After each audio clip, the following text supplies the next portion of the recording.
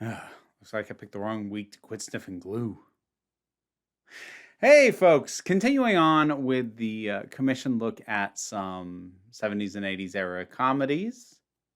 Airplane, Zucker Brothers, more of them, and there will be more before I'm done with this. I already took a look at Kentucky Fried Movie. Now, Airplane is a bit, I was going to say, a bit more coherent, like as an overall thing. Whereas Kentucky Fried Movie was basically just a series of sketches back to back to back to back. This is actually weaving a story in between all the gags. It's a very loose story, but the broad strokes is that it is parodying. I don't know why I got hung up on that one, but it is doing that to kind of the late 70s era disaster movies that were very big at the time. You know, Poseidon Adventure, Towering Inferno, etc., etc. So it's sort of taking that kind of story about a plane where the crew all take ill, and it has to be landed by the only person on the plane with flight experience, which happens to be a war veteran with severe PTSD. Not sure that that was a term that was widely understood or even used at the time, but like, guy's got severe PTSD and he does not want to fly this thing, but he's the only one who can. So that's your setup, and that is a setup for a disaster movie. But of course, this is Zucker Brothers, which means it is just top to bottom, front to back, absolute absurd, and frankly, often very, very silly gags. And if you're here for that, honestly, this holds up pretty well. I say that as an overall piece of work. Not every joke holds up well, but way more of them do than I was expecting. There's a couple things this has working in its favor. The first is that you don't actually have to be especially familiar with any specific thing that it's doing a parody joke of in order to still find the joke funny. So you can take, for example, there's a rather extended Saturday Night Fever parody segment. And one could almost argue it borders on being too long. It isn't quite, for another thing that this thing has to its advantage, and I'll explain that in a minute. But even if you don't know Saturday Night Fever, which I've never seen, I just know the iconography of it, there are a bunch of little jokes interwoven across it. So the joke isn't just that in this, skeevy dive bar that our main character gets on the stage and takes off his coat and he's got the Saturday Night Fever outfit and he strikes a pose. That's not the whole joke. He throws the coat away, he strikes the pose, somebody throws the coat back. And so it just lands on him.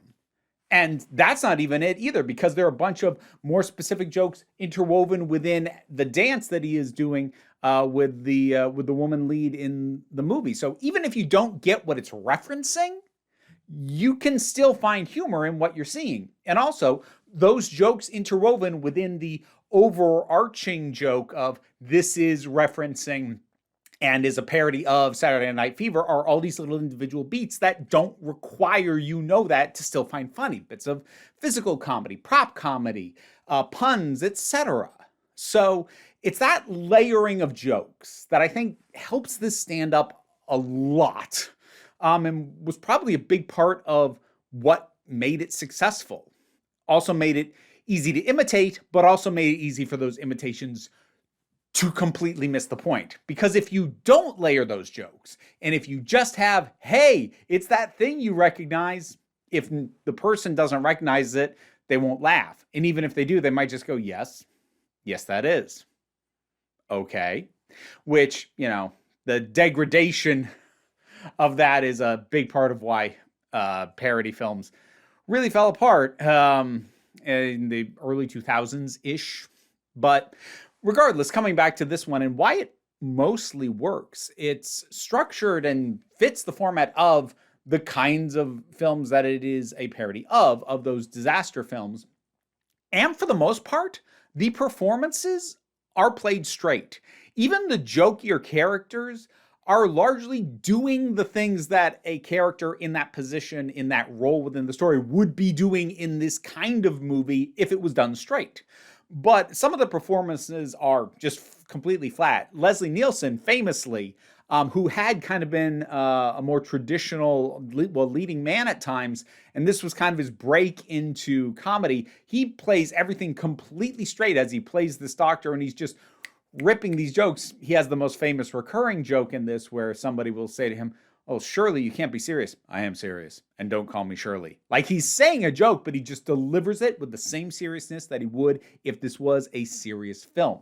And that is true to a slightly lesser degree of most of the performances. I'd say Leslie Nielsen stands out for being the one who is taking it the most serious in his delivery, but this is true of most of the performances. None of them are performed in a, "well, there was the joke" kind of way. It never really pauses for laughter. And for as many punchlines as it has, it's not hitting them the way that you would think something that's really trying to hammer the comedy would. Because that's the kind of thing, that's a high risk, high reward. You put a lot of emphasis on a punchline and it doesn't land, boy, that just makes it so much worse. But if you're just spitting joke after joke after joke after joke, rapid fire, if one doesn't land, there's going to be another one in 20 seconds. It's okay. And that's the approach that this takes. Now, it is still a certain style of comedy. There's a lot of wordplay. There's a lot of taking things literally. There's, as I said, a lot of silliness. But it is still put together in a way that just flows well. And if silly comedy is your thing and you're not too good for a pun, honestly, I think it still holds up. Like, to the point that there are things that, even beyond just the cultural points of reference, the world that it's depicting doesn't exist anymore, but a lot of the jokes still work. So, like, here's an example of that. There's a character, Rex Kramer, who's kind of he's the man on the ground who has to talk Ted, who's the PTSD guy, has to talk him down and how to fly this thing, because Ted may know how to fly, but he flew in the war. He doesn't know how to fly a commercial plane, 4-engine passenger plane. That's a different thing than he's used to. So Kramer is making his way to the tower, and he has to go through the terminal, and he just starts initially just kind of shoving out of the way, but eventually like punching and flipping over and decking all of these various people of religious faiths, like offering him flowers, like, or pamphlets or whatever. And the thing is, that hasn't really been a thing in airports. Honestly, I'm in my 40s. I never witnessed that in person. You know, the Hare Krishna is offering flowers, sort of the classic thing. But even if you don't get that, it doesn't matter, because the film actually established them anyways, because earlier in the movie, a couple of characters were stopped by, you know, those sorts of people. And those had their own jokes. That wasn't just set up for what Rex would do later. Those scenes had their own jokes, but it also establishes everything so that even if you live in a time and were born well after that kind of thing even went on in airports, you still get it, and you still have the opportunity to laugh because you understand. As I said, like I've said generally in the past, comedy tends to age like milk. And I don't think it's necessarily in the interest of a comedic piece to try and future-proof it. Like, comedy just tends to age badly because it tends to lean on base assumptions of the audience in terms of what they will know, understand, and find absurd, that, you know, those expectations, those societal norms shift over time. And as a result, a lot of humor just doesn't work anymore, because the world it was commenting on and the jokes were meant to reflect back on isn't the world we live in anymore. So I'm not even going to say that, like, you should aim for timeless comedy. Like, some things hold up better than others, but just try and be funny for the world in which you exist at the time. It's probably all you should aim for. But I was surprised how much of this ages shockingly well. Not all of it. Not all of it. There's a couple of things. Well, actually, let me first say what bit I was afraid of, but actually holds up pretty well, is the black guys on the plane who, I'm going to use the movie's own terminology, talk jive. Basically just sort of, you know, they talk in a hip black vernacular kind of way that most of the white people on the plane don't understand, and they actually have these guys subtitled. But like, the thing is, the fact that they talk in a way that these other people don't understand, they themselves aren't the joke. It's actually usually the white people who don't get it who are the joke. Hell, at one point there's an older woman who offers to help the stewardess, like, "Oh, stewardess, I talk jive," and like she starts communicating with them, and they actually tell her flat out, like, "We don't need your help. We know what she said." So, like, even jokes like that, I'm like, that, yeah, actually that holds up okay. There are still a couple of racial things that's like, ooh. There's a recurring thing where Ted keeps sitting, he's on the plane and he keeps sitting next to different passengers, like telling his life story, and it's all exposition. It's all a little bit dry, but the joke that the movie makes out of it is these various people either do or attempt to do the only thing that they can think of to end having to listen to him, which is to unalive themselves. That in and of itself is a little bit of a dark joke. There is some of that here, not a ton. That's already a kind of dark joke. But the thing is, after the first one, which is just this older woman, who actually has some funny lines prior to all this, after that, he sits next to like a Japanese colonel or general, like someone in the Japanese army, and so naturally there's a sort of a exaggerated seppuku kind of thing, like honorable suicide sort of thing. And then there's a guy who's, I'm pretty sure, in brown face, and he has a turban, so they're kind of implying that he's Arabic or maybe South Asian. The things seem very muddled, but he like starts dousing himself in gasoline. He's about to light himself on fire, and it's like that sort of leaning on cultural stereotypes for these briefer moments. They're not great. They are brief. What this does have to its advantage is I don't think there's really too much that is deeply offensive that's core to any of the characters or the recurring bits. Because, like, to contrast with, say, Revenge of the Nerds, a big part of the problem with the issues of consent and all that other stuff that goes on with Lewis and I can't even remember the woman's name now, but the one that he's pursuing, that he's creeping on. He's stalking her and creeping on her, and it's creepy, and that's kind of core to that's what he's doing for most of the film. So it makes Lewis a problem, and he's one of the central characters. Whereas here, while there is some stuff that's like, ugh, it's generally things that come and go pretty quickly. The one main exception being the captain, Captain Over. And the performance is good. It's funny, even. However, it's established very early on that he is gay. Fine. There are actually not as many jokes about that in specific as you might think, but the main recurring one that they go with is a young boy is sort of like, "Oh, do you want to see the cockpit?" And he gets brought up, and then the captain starts talking to him, and it gets real predatory real fast.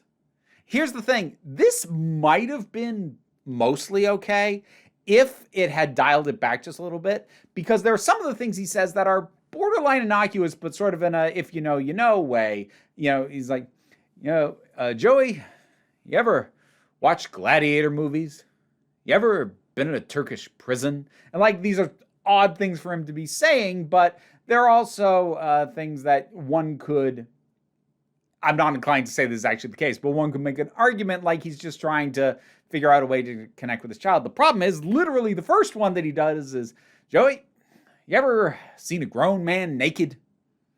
And yeah, that kind of kills the fun out of that bit, which is unfortunate because the captain's pretty. Actually, all the performances in this are pretty good, including by some non-actors, because Kareem Abdul-Jabbar, who was a basketball player at the time, has a bit that I'm not even that into basketball, but he holds his own. He's got decent comedic timing in this. He does pretty well.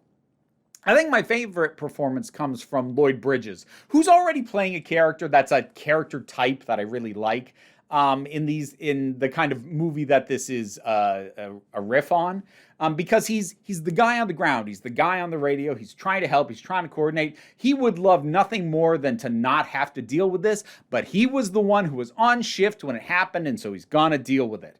And he's the one who has the line that I did as the opening. Looks like I picked the wrong week to stop sniffing glue. And of course, that's the capper on an escalating thing, because it starts with, I picked the wrong week to quit drinking. I picked the wrong week to quit taking amphetamines. And I love his performance a lot. There's a lot of good comedic performances in here. He is personally, for me, my favorite. But overall, again, like just the pace at which the jokes hit, and if you know the style, like literalization, wordplay, just unexpected reactions to things, and even some of the jokes that, again, I would think would age badly. Like there's a moment where a passenger starts to freak out and get hysterical, and it's a woman, and this guy comes up and like kind of smacks her, and you might think, oh God, that's awful. Except the thing is, the movie then takes it to such an, like, and if that just turns you off the movie, like, that is fine. I'm not saying you're wrong for that. But like the movie then takes it to such an extreme that it's making clear, like, the joke is not, she got slapped, because Leslie Nielsen, as the doctor, comes up, like shakes her back and forth, smacks her. The stewardess comes up behind him, doctor, you're needed elsewhere. And then he turns back, smacks her one more time before going. Then the stewardess starts shaking her. And you see there's a line of people waiting to have a turn. Just tossing this woman around. And again, if the basic premise of a woman is being hysterical and gets smacked, if that turns you off so much that you can't deal with it, like, I get that. And I'm not going to say you're wrong. I'm just saying that this is delivered in such a way that that fact in and of itself is not the joke. To quote George Carlin, and one of my favorite quotes from him to pull out from this, you can joke about anything. It's all about how you construct the joke. Now, that's the part of the quote I usually use. The rest of the quote, though, is that he says, it all depends on what the exaggeration is, because every joke needs at least one thing to be way out of proportion. And that is, I think, what this movie does for the most part. And I think it's why some of even its jokes that feel like they should have offended me largely didn't. Because it takes them to such an absurd level that I'm left going, this is clearly all meant to be in good fun. And even like I mentioned, the captain being a gay character, there's another character who's very flamboyant and theatrical and kind of flitty and has a little bit of the stereotypical gay cadence to his voice. But even him I liked, because the fact that he talks like that isn't the joke. The joke with him, this character Johnny, he's a little chaos gremlin. And I love chaos gremlin characters. So I actually like him a lot, despite the fact that his cadence and the way he speaks, you think, oh, he's just going to be like a gay stereotype is going to be like, oh, look at him being limp-wristed all over the place. Like, actually, the fact that he talks and behaves like that is, I don't think at any point, the punchline of any of his moments. The punchline is just the absurd things that he says and the chaos that he kind of creates behind him very gleefully. And I don't know, there's a lot of elements in here that could very easily have been handled incredibly badly, but because the focus is on the jokes of making you laugh rather than making fun of X people, while there are some unfortunate things that happen in the quest to make the audience laugh, some of which I highlighted, but I'm also not going through this thing joke by joke, so I'm sure there are some things that I didn't bring up, both good and bad, in terms of specific joke moments.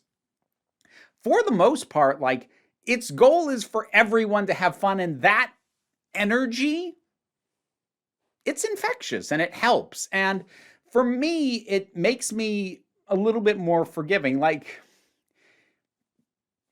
if this movie were a person, well, like if any comedy were a person, the kinds of comedy that like crosses a line that tends to rub me the wrong way is the kind that if the movie were a person and I'd be like, that joke actually wasn't okay.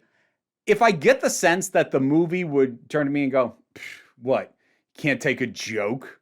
That I'm like, eh. But the sense I get from this movie, if it were a person and I said that, this movie would go, oh, I'm sorry, like I didn't mean anything by it. I was just hoping we could all have a laugh together. And while that may not make a joke that has offensive elements or is offensive okay, it does make me less inclined to just go really harsh on the issue. I'm like, you meant well, you stumbled, but we're all just trying to have fun. And ultimately, that's this movie. We're all just trying to have fun. And I did. Airplane! I have seen the second one. It's been a long time. The only real good gag I remember from the second one actually has William Shatner in it. Oh, geez, I didn't even talk about the stuff with the autopilot. That also felt like it was bordering right on the edge of taking up too much time, but then they just had little additional twists to it that worked quite well. Regardless, have you seen this? Have you rewatched it lately? I had seen it before, so like I did know a lot of what was coming, but I also had forgotten a lot of the specific jokes. There's something that caught me off guard. Have you seen this? Have you rewatched this lately? Whatever your thoughts are, drop something down in the comments. Let's talk about it. Patreon pays the bills, enables me to do this as my living. Even if you can't help me out that way, like, share, subscribe. Those all help. Don't worry too much about it, though. We take a relaxed attitude around here, so you can come on back next time you need a break. Time for me to thank my highest supporting patrons: Robin Moore, Zubin Lutfula, Goddess Elida, Oliver B, Turok, The Thing That Goes Doink in the Anime, Ruth, Solitary Pictures, Ulrich Bogdan, Loki Eris. That was a new one, that's why I paused. Melinda Walters, Jen, Auntie Kate 808, Becky Sparks, Fernabi Likes the Poodle, Robin Powell, Twisted Wishes, Tracy Scrabbit, Angry Casperl, Dave Hall, Quite Bearish, Rosalind Bennett, Pau Barabajoggle, and Mara G. If you want to support me as well and help keep these little buggers fed, check out my Patreon. Thanks so much.